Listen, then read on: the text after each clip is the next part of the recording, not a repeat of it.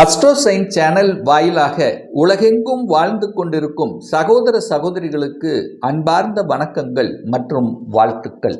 இன்றைய பதிவு அதிசார குரு பெயர்ச்சி பலன்கள். நவ கிரகங்களில் அதிக சுபத்தன்மை வாய்ந்த ஒரு கிரகம் அப்படின்னா அது குரு பகவானைத்தான் சொல்லணும். அப்போ குரு பகவான் என்றாலே நம்ம நினைவுக்கு வருவது தனக்காரகன், பணத்தை குறிக்கக்கூடியவன். குழந்தைகளுக்கு காரக கிரகம் குரு பகவான். அனைத்து விதமான சுப காரியங்களுக்கு சொந்தக்காரர். ஸோ அந்த குரு பகவானானது இப்போ மிதுனத்தில் இருக்கார். மிதுனத்திலிருந்து கடகத்துக்கு பெயர்ச்சியாகிறது. அதாவது கடகமனையில் உச்ச பலம் அடைய போகிறார். 48 நாட்கள் இருக்க போகுது. எதுவரைக்கு இருக்க போறார் அப்படின்னா 4/12/2025 வரை இருக்க போகுது. அங்கே குரு பகவான் தன்னுடைய சொந்த நட்சத்திரத்தில் பிரயாணம் பண்ணக்கூடிய இந்த காலகட்டத்தில் என்ன மாதிரியான அற்புத பலன்கள், அதாவது குரு அப்படின்னாலே ஒரு நல்ல தன்மை, நல்ல குணங்களை கொடுக்கக்கூடிய, தனத்தை கொடுக்கக்கூடிய அந்த குரு பகவானால் என்னென்ன மாற்றங்கள், பலன்கள் என்பதை 12 ராசிகளுக்கும் தனித்தனியே நம்ம பார்க்க போகிறோம். அதற்கு முன்னால் நம்முடைய சேனலை நீங்கள் ஃபர்ஸ்ட் டைம் பார்ப்பவர்கள் என்றால் மறக்காம சப்ஸ்கிரைப் பண்ணிக்கிங்க. மேசராசி அன்பர்களே, அதிசார குரு பெயர்ச்சி, அதாவது மிதுனத்திலிருந்து கடகமனைக்கு 48 நாட்கள் 18/10/2025 4/12/2025 வரை இந்த 48 நாட்கள் கடகமனையில் குரு பகவான் தனது உச்ச வீடான உச்சமாக அமர்ந்து கொண்டு பலனை கொடுக்க போகிறார். இந்த மேசராசி என்பவர்களுக்கு குரு பகவான் யார் அப்படின்னா யோகத்தை தரக்கூடியவன், 9க்குரியவன், பாக்கியத்தை தரக்கூடியவன், அதே சமயத்தில் 12க்குரியவன், விரயஸ்தானத்தின் அதிபதியும் அதே குரு பகவான் தான். அந்த குரு பகவான் இப்போ இந்த 48 நாட்கள் உங்க ராசிக்கு 4ஆம் இடம் என்று சொல்லக்கூடிய சுகஸ்தானத்தில் அமர்ந்து கொண்டு தனது பலனை கொடுக்க போகிறார். இந்த குரு பகவான் 12 வருடங்களுக்கு ஒரு முறை தான் அந்த கடகத்துக்கு வர இருக்கிறது. அப்போ இந்த 4ஆம் இடமான சுகஸ்தானத்தில் அமர்ந்து கொண்டு உங்கள் சுகத்தை பெருக்கிக் கொள்ளக்கூடிய அமைப்புகளை நிச்சயமாக உருவாக்கும். இதில் எந்த மாற்று கருத்தும் கிடையாது. இந்த 4ஆம் இடம் என்பது தாய் ஸ்தானம். தாய் ரீதியில் இருந்து வந்த பிரச்சனைகள் அத்தனையும் தீர்க்கக்கூடிய அமைப்புகளையும் சந்தர்ப்பங்களையும் உருவாக்கும். தாய்க்கு ஏதாவது உடல்நல தொந்தரவு இருக்கா, அது சரியாயிரும். தாயினுடைய சொத்துக்கள் சார்ந்த விஷயத்தில் ஏதாவது வில்லங்கங்கள், பிரச்சனைகள் இருக்கா, அதை நீங்கள் பேசி தீர்த்து கொள்ளக்கூடிய அமைப்புகள் உண்டு. ஒரு வீடு வாங்கணும், ஒரு வண்டி வாகனம் வாங்கணும் என்று ஆசைப்பட்டு கொண்டிருக்கிறீர்களா, அது இந்த 48 நாட்களில் நிச்சயமாக நிறைவடையும். அதில் எந்த மாற்று கருத்து என்பதை கிடையாது. அப்போது தன்னுடைய இதுவரைக்கும் ஒரு வாடகை வீட்டில் இருக்கவங்க இப்போ சொந்த வீட்டுக்கு செல்லக்கூடிய அமைப்பு, வீடு கட்டி அதன் மூலமாக அந்த வாடகை வருமானம் வரக்கூடிய அமைப்புகள், சந்தர்ப்பங்கள் உங்கள் மனசில், உங்கள் எண்ணத்தில் கண்டிப்பாக வீட்டை பற்றிய எண்ண ஓட்டங்கள் அதிகமாக ஓடிக்கொண்டிருக்கும். அதை செயல்படுத்தக்கூடிய அத்தனை முயற்சிகளும் வெற்றியடையக்கூடிய ஒரு காலகட்டமாக இந்த மேசத்துக்கு நிச்சயமாக அமையும். அதில் குறிப்பாக சொன்னால் இந்த படிப்பு சார்ந்த விஷயத்தில் இருந்து வந்த தடைகள் முற்றிலுமாக விலகப் போகிறது. நல்லா படிக்க போறீங்க. ஒரு உயர்கல்விக்கு படிக்கணும் நினைச்சிட்டு இருப்பீங்க. ஒரு வருடம் 2 வருடங்கள் ஒரு கேப் ஆயிடுச்சு. ஸோ இப்போ இந்த காலகட்டத்தில் உயர்கல்வி படிக்கணும் என்கின்ற எண்ணங்கள் உங்கள் ஆழ் மனதில் அதிகமாக விதைக்கப்பட்டு அது நிச்சயமாக ஈடேறக்கூடிய வகையில் இந்த காலகட்டமானது அமையப்பெறுகிறது. விவசாயத்தில் இருக்கக்கூடியவர்கள் பார்த்தீங்கன்னா மாற்று சிந்தனை, மாற்று வழிகளில் அந்த விவசாயம் சார்ந்த விஷயத்தை அபிவிருத்தி செய்வதற்கான அத்தனை அம்சங்களும் உங்களுக்கு நிச்சயமாக புலப்படுத்தும். இந்த குரு பகவான் தன்னுடைய சொந்த நட்சத்திரத்தில் டிராவல் பண்றார். அதுவும் குறிப்பாக புனர்பூச நட்சத்திரம். புனர்பூசங்கிறது குருவின் நட்சத்திரம் அல்லவா? அப்போ குரு பகவான் பாக்யாதிபதியினுடைய நட்சத்திர சாரத்தில் பிரயாணம் பண்ணும்போது நிச்சயமாக உங்களுக்கு ஒரு நல்ல பாக்கியத்தை ஏற்படுத்தி கொடுக்கும்ங்கிறதுல எந்த மாற்று கருத்து கிடையாது. ஏன்னா 10ஆம் இடத்தை பார்க்கிறார், தொழில் ஸ்தானத்தை பார்க்கிறார். தொழிலில் ஒரு மாற்றம் தேவை, ஒரு உத்தியோகத்தில் ஒரு மாற்றம் தேவை என்று நினைத்து கொண்டிருக்கக்கூடிய மேசராசி என்பதற்கு அதற்குண்டான அத்தனை வழிகளும் உங்களுக்கு புலப்படும். இந்த 48 நாட்கள் கெட்டியாக பிடித்து கொள்வது நல்லது. தொழிலில் ஒரு சேஞ்சஸ், வியாபாரத்தில் ஒரு சேஞ்சஸ், வியாபாரத்தில் புதிய அணுகுமுறையை புகுத்துவது, வியாபாரத்தில் வெளிநாடு வெளிமாநிலம் அந்நிய தேசத்துக்கு சென்று வரக்கூடிய யோகங்களை கொடுக்கக்கூடிய அமைப்புகள். ஏன்னா 12ஆம் இடத்தை பார்க்கிறார். 12ஆம் இடம் என்பது வெளிநாட்டை குறிக்கக்கூடிய ஒரு இடம். ஸோ அந்த இடத்தை அந்த குரு பகவான் பார்த்து கொண்டிருக்கின்ற காரணத்தால் வெளிநாட்டு தடைகள், அந்நிய மதத்தினர் சார்ந்தவர்களுடன் வந்த பிரச்சனைகள், அல்லது 12ஆம் இடம் என்பது நீங்கள் முதலீடு செய்வதற்கு ஒரு உகந்த இடம்தான். 12ஆம் இடம் நல்லா இருந்தால் மட்டும்தான் நீங்கள் முதலீடுகளை செய்ய முடியும். அப்போ முதலீடுகள் செய்வதற்கான அத்தனை அம்சங்களும் உங்களுக்கு தோற்றுவிக்கும். 12ஆம் இடம் என்பது தூக்கத்தை குறிக்கக்கூடிய இடம். நல்ல தூக்கம் வருங்க. நல்ல திருப்தியாக இருந்தால் தான் தூக்கம் வரும். இதுவரைக்கும் உங்களுக்கு சனி பகவான் 12ல் இருந்தார், உங்களுக்கு விரய சனியாக இருந்து வந்தார்.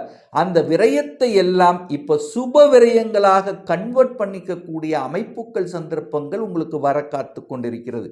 ஏன்னா குரு பகவான் சனியை பார்க்கிறார் அல்லவா?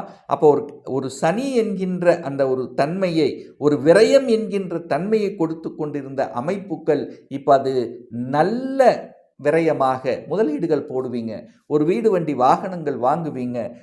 அதெல்லாம் செய்யும் போது என்னாகும்? உங்களுக்கு லாபங்கள் பெருக்கக்கூடிய அமைப்புகள், சந்தர்ப்பங்களை உருவாக்கும். அப்போ தொழில் மாற்றம், உத்தியோக மாற்றம், ஊர் மாற்றம், இடமாற்றம், இந்த மாதிரியான மாற்றங்களை கொடுக்கக்கூடிய ஒரு நல்ல காலகட்டமாக இந்த அதிசார குரு பயிற்சி இந்த மேசத்துக்கு நிச்சயமாக ஏற்படுத்தும். ஒரு சிலருக்கு ப்ரமோஷன் கிடைக்கும் சார், திடீர் ப்ரமோஷன் உண்டு. ஏன்னா 10ஆம் அதிபதி 11ஆம் அதிபதியை குரு பகவான் பாக்யாதிபதி பார்த்து கொண்டிருக்கிறது. 9ஆம் அதிபதியாக இருக்கக்கூடிய குரு பகவான் 10ஆம் அதிபதியாக இருக்கக்கூடிய சனி பார்க்கும்போது ஒரு கனெக்டிவிட்டி கிடைக்குது அல்லவா? அப்போ 9, 10 இணைந்தாலே இங்கே தர்ம கர்மாதிபதி யோகம் இருக்கிறது. தொழில் ரீதியாக நல்ல லாபத்தை அனுபவித்து அந்த லாபத்தின் ஒரு சிறு பகுதியை எடுத்துக்கொண்டு தர்ம காரியங்களில் ஈடுபடக்கூடிய அமைப்புகள், சந்தர்ப்பங்களை நிச்சயமாக இந்த மேசத்துக்கு ஈடுபடுத்தும். அதில் எந்த மாற்று கருத்தும் இல்லை. ஆன்மீக சிந்தனைகளை உருவாக்கும், ஆன்மீக வழியில் செல்லக்கூடிய அமைப்பு, நல்ல தன்மை, அதாவது ஒரு பெரிய மனிதர்கள் என்கின்ற தன்மையில் அந்த தோரணத்தை கொடுத்து ஒரு சிறப்பை கொடுக்கக்கூடிய ஒரு காலகட்டமாக நிச்சயமாக இந்த மேசத்துக்கு அமையும். அந்த குரு பகவான் 8ஆம் இடத்தை பார்க்கிறார். 8ங்கிறது ஒரு வலி, வேதனை, துக்கம், துயரம், அசிங்கம், அவமானம் என்று சொன்னாலும் திடீர் அதிர்ஷ்டத்தை கொடுக்கக்கூடிய இடமும் அந்த 8ஆம் இடம் தான். அப்போ யாருக்கெல்லாம் இந்த மேசராசி என்பவர்களுக்கு வலியை கொடுத்து கொண்டு, ஒரு தூக்கம் இல்லாமல் இருந்து கொண்டு, ஒரு வேதனையை கொடுத்து கொண்டு இருக்கின்ற இந்த மேசத்துக்கு அந்த வலி நிவாரணம் அடையக்கூடிய சந்தர்ப்பங்களை உருவாக்கும். ஒரு கேஸ் இருக்கு, ஒரு வம்பு வழக்குல இருக்கிறீங்க, சிக்கிட்டு இருக்கிறீங்க, அது நான் நல்லதுதான் பண்ணேன், ஆனால் ஏதோ ஒரு வகையில் தான் மாட்டிக்கொண்டேன் என்று அதனால் வருத்தப்பட்டு கொண்டிருந்தவர்களுக்கெல்லாம் இப்போ விடுதலை. அப்போ ரொம்ப நாளாக ஒரு வழியில் இருந்து வந்த விஷயங்கள் இப்போ தீரப்போகுதுன்னு அர்த்தம். எங்கேயாவது பணம் கொடுத்து ஏமாந்துட்டீங்க, ஏதோ ஒரு அதிலிருந்து மீள முடியல, இப்போ மீளக்கூடிய வாய்ப்புகள், அதாவது வலிகள், ஒரு வேதனைகள், ஒரு ஹெல்த் பிரச்சனை இருக்குது, ரொம்ப நாளாக ஒரு ஹெல்த் பிரச்சனை இருக்குது, ஒரு வலியை அனுபவித்து கொண்டிருக்கிறேன், அந்த வலியிலிருந்து மீளக்கூடிய வாய்ப்புகள், சந்தர்ப்பங்கள் இந்த காலகட்டத்தில் இருக்குது. எதிர்ப்பு இருக்குது, பகை இருக்குது, அதிலிருந்தெல்லாம் விலகக்கூடிய தன்மை. ஸோ இந்த மாதிரி நல்ல நல்ல விஷயங்கள் கொடுக்கக்கூடிய அமைப்பு. 8ஆம் இடம் திடீர் அதிர்ஷ்டம், திடீர் அதிர்ஷ்ட வாய்ப்புகளை கொடுக்கும். ஸோ 8ஆம் இடம் என்பது அப்படியே ஊரை விட்டு நகருதல், சொந்த ஊரை விட்டு வெளியே நகர்ந்து அங்கே போய் நம்ம சம்பாதிக்கக்கூடிய தன்மைகள் ஒரு சிலருக்கு ஏற்படுத்தும். அப்போது என்னென்னா மாற்றங்கள் உண்டு. எதிர்பார்க்கக்கூடிய வேலையில், ஒரு வேலையில் இருக்கிறீங்க, இந்த வேலையில் ஒரு சேஞ்சஸ்ங்கிறத நிச்சயமாக இந்த காலகட்டத்தில் எதிர்பார்க்கலாம். அந்த சேஞ்சஸ் ஒரு நல்ல சேஞ்சஸாகவே உங்களுக்கு நிச்சயமாக அமையும்.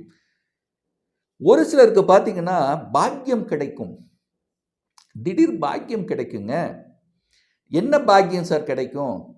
குழந்தை பாக்கியம் இல்லாதவர்களுக்கு திடீர் குழந்தை பாக்கியம் கிடைக்கக்கூடிய அமைப்புகள், வேலையில் செட்டில் ஆகாதவர்களுக்கு ஒரு நல்ல வேலையில் செட்டில் ஆகக்கூடிய வாய்ப்புகள், சந்தர்ப்பங்கள். நான் வெளியூரில் வெளிநாட்டில் போய் வேலை பார்க்கணும் என்கின்ற அமைப்பில் இருக்கின்றவர்கள் வேலை பார்க்கிறதா இருக்கலாம், அல்லது கல்வி பயிலக்கூடிய அமைப்பாக இருக்கலாம். ஸோ வெளிநாட்டு தொடர்புகளை கொடுக்கக்கூடிய அமைப்புகள் இப்போ உங்களுக்கு சாத்தியமாகிறது.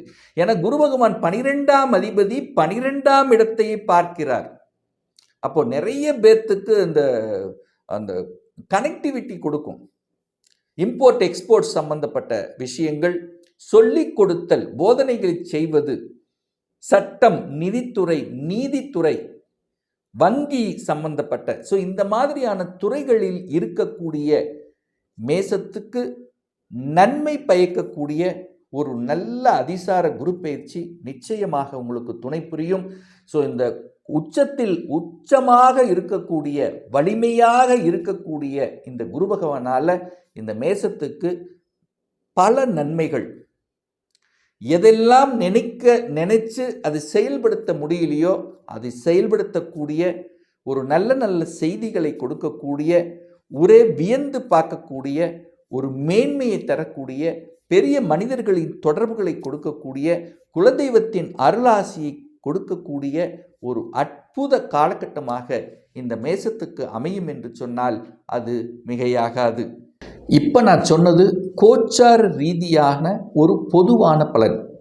ஒரு துல்லிய பலன் வேணும், உங்கள் ஜாதக பலனை தெரிஞ்சுக்கணும், ஒரு பர்சனல் கன்சல்டேஷன் எடுத்துக்கணும் என்று விருப்பப்படக்கூடிய அன்பர்கள் டிஸ்பிளே தெரியக்கூடிய நம்பருக்கு வாட்ஸ்அப் மூலியமாகவோ ஃபோன் கால் மூலியமாகவோ தொடர்பு கொண்டு நேரடியாகவோ அல்லது ஆன்லைன் மூலமாகவோ கன்சல்டேஷன் எடுத்துக்கலாம். நம்முடைய அலுவலகம் கோயம்புத்தூரில் அமைந்துள்ளது. அதாவது கோயம்புத்தூரிலிருந்து மேட்டுப்பாளையம் செல்லும் வழியில் வெள்ளக்கிணர் பிரிவுக்கு அருகில அன்னபூர்ணா ஹோட்டலுக்கு பக்கத்தில் அமைந்துள்ளது. பிரியர் அப்பாயின்மெண்ட் வாங்கிட்டு நேரடியாக கன்சல்டேஷன் எடுத்துக்கலாம். நிச்சயமாக இந்த பதிவு ஏதாவது ஒரு ரூபத்தில் உங்களுக்கு யூஸ்ஃபுல்லாக இருக்குங்கிறதுல எந்தவித மாற்று கருத்தும் கிடையாது. இந்த ராசி நட்சத்திர நேயர்கள் அனைவரும் வாழ்க வளர்க வளம் பெறுக என்று எனது வாழ்த்தினை தெரிவித்துக் கொண்டு விடைபெறுகிறேன். நன்றி, வணக்கம், வாழ்த்துக்கள்.